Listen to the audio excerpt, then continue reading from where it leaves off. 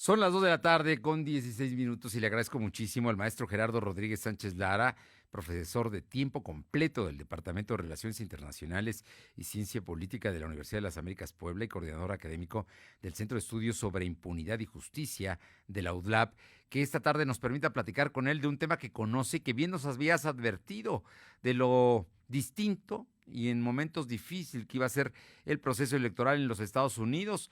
Las elecciones fueron el martes pasado y hoy es viernes y apenas pareciera que quizá, si nos va bien, hoy sepamos quién ganó las elecciones, pero el asunto todavía está ahí pendiente.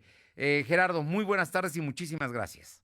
Muchas gracias, Fernando. Y no nos equivocamos, con el escenario que planteamos con tu auditorio hace unos días, ¿no? Así es.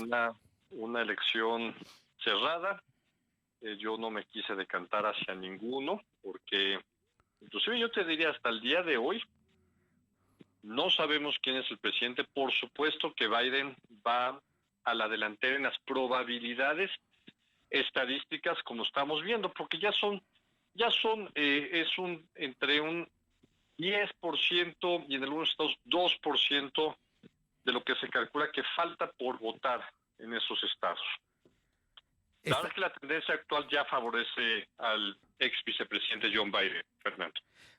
Hoy empezaron a tomar decisiones que no se habían tomado. Por ejemplo, que el servicio secreto ya esté preparándose para cuidar precisamente a Biden, que no lo había hecho. Estamos hablando entonces de que pues algo ven ellos, ¿no? Que hay una tendencia porque ellos trabajan como una institución y también el que terminen ya, estén pronto a cerrarse los cómputos en los estados que estaban y aunque algunos van a retrasarse, el número parece que va a ser definitivo a favor del demócrata. Pero aún así, el pataleo del presidente Donald Trump es extraordinario. Sigue denunciando fraude y sigue impugnándolo judicialmente el resultado del proceso. Utilizas un concepto que es clave, Fernando. El servicio secreto es una institución, como el resto de las instituciones de Estados Unidos, tienen mandatos legales muy claros que cumplir. Y ellos no se mueven por cuestiones políticas necesariamente. Son instituciones del Estado americano. Y el vicepresidente Biden tiene un primer círculo pequeño de protección como ex vicepresidente. Tiene el derecho de contar con miembros del servicio secreto que lo pueden a él y a su familia. En este sentido, lo que se hizo fue ampliar un segundo círculo de seguridad, porque pues ya es prácticamente Biden el presidente electo de los Estados Unidos. Yo creo que a más tardar el lunes se decantarán hacia el 12 de noviembre. Nevada tiene pensado dar ya la resolución final de cómo terminó el conteo.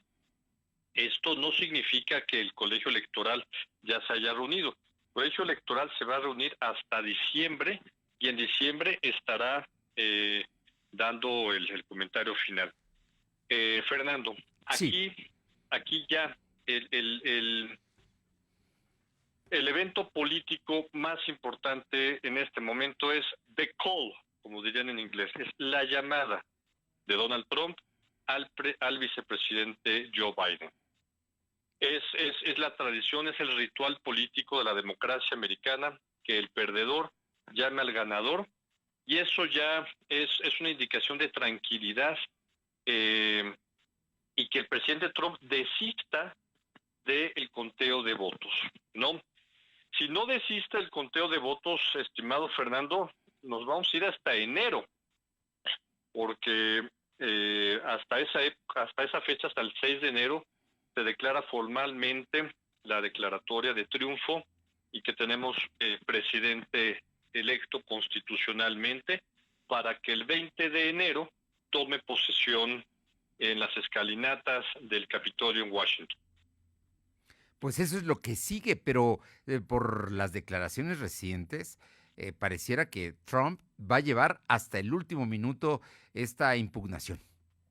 Sí, y también tiene que ver mucho, yo esto te lo comparto como alguien que también ha estado en campañas.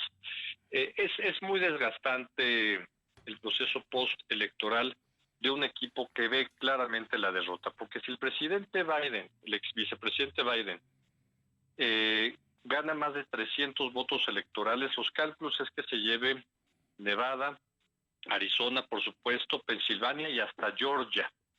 Entonces, con esto podría llegar a 303 votos, que es un margen ya muy grande. Yo creo que aquí la prudencia tendrá que caer del lado de los asesores del presidente Trump para decirle, señor presidente, puede pasar a la historia como el niño berrinchudo que no reconoció los resultados claros y que sobre todo van a reconocer las principales cadenas de televisión de los Estados Unidos que se han vuelto, junto con AP y Reuters, se han vuelto en el decantador oficial de la opinión pública. Y te voy a decir otro comentario, Sí, Gerardo. Fernando.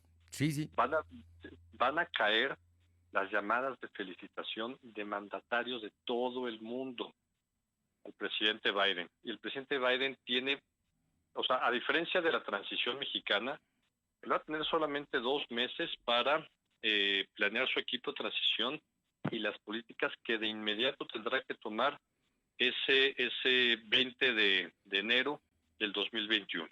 Bueno, y también cómo se está conformando el Congreso, que hubo elecciones el martes también de representantes y de senadores, y no tendrá necesariamente un Senado a su favor y una mayoría demócrata muy apretada en representantes. Exactamente, todo parece indicar que serán 51 congresistas republicanos, analizando los datos que he visto Sí. de los últimos senadores que están en disputa, y probablemente gane un 49 los demócratas. Hay que decir que ganarían 2 de como estaban antes de esta elección, como están actualmente. Pero sí, no la tiene fácil. Biden va a llegar con un gobierno terriblemente complicado. Yo no se lo deseo a nadie. Va a llegar con un Congreso dividido.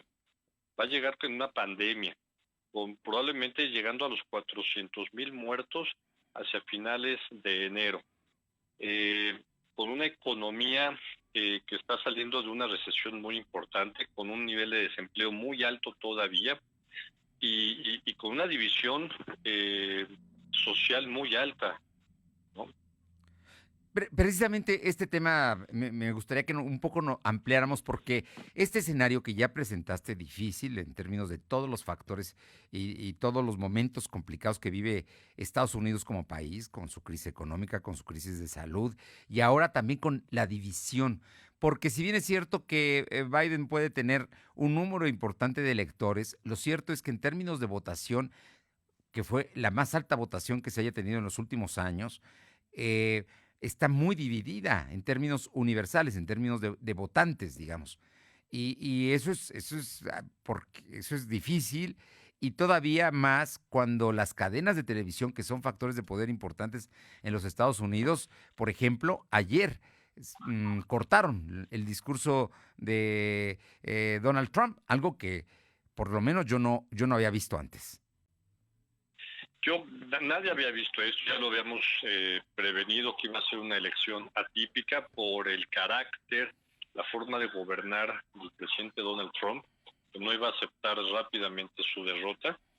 Y inédito el tema que las cadenas hayan tomado esa decisión, pero es que te habla de que ya los Estados Unidos, su democracia ha sido fuertemente afectada por esta división que ha causado Trump, pero sustentado en un apoyo social que él sabe que tiene, Claro. que ha alentado, y ganó 5 millones de votos más que en la elección del 2016. Pues no le fue suficiente para ganarle a Biden. Los demócratas en este sentido pudieron sacar a votar poco más de 8 millones más de votantes para que se equilibrara, ¿no? Pero eso divide mucho a la población de los Estados Unidos, porque son decenas de millones a favor de uno y decenas de millones a favor de otro. Están sumamente divididos los americanos. Vamos a ver todavía varias décadas o todo un siglo, probablemente, de división. Como un dato, Fernando, para el año 2050 ya se calcula que el año 2040, perdón, se calcula que los blancos en Estados Unidos serán ya una minoría frente a un Estados Unidos multirracial, ¿no? Sí. donde hispanos, asiáticos y la comunidad afroamericana tendrán el 51% de la elección. Es, Y no podemos explicar, Fernando, sí. eh, el cambio en Georgia y en Arizona si no es por un aumento de la comunidad afroamericana en Georgia e hispana en Nevada y en Arizona. Y estás hablando que 2 décadas, en términos de historia, es un plazo corto, No, ya estamos a la vuelta de ¿no? la esquina, Así ¿no? es. Yo Y finalmente te quiero preguntar, estamos platicando con el maestro Gerardo Rodríguez Sánchez Lara, profesor de tiempo completo de Relaciones Internacionales de la UDLAP, que nos digas, tú que trabajaste en la Cancillería y que conoces esto, ¿qué nos espera a México ya ante este escenario?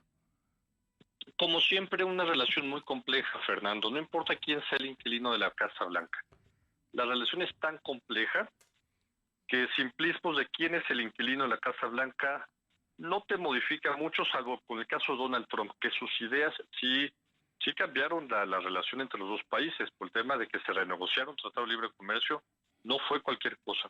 Que México tuviera que asumir el costo de la migración centroamericana para detenerla, Sí. utilizar a la Guardia Nacional, cambiar el discurso, no fue un cambio sencillo, pero con John Biden yo creo que vamos a tener un poco más de certeza de las políticas de Estados Unidos con México, y algo que es importante, respeto.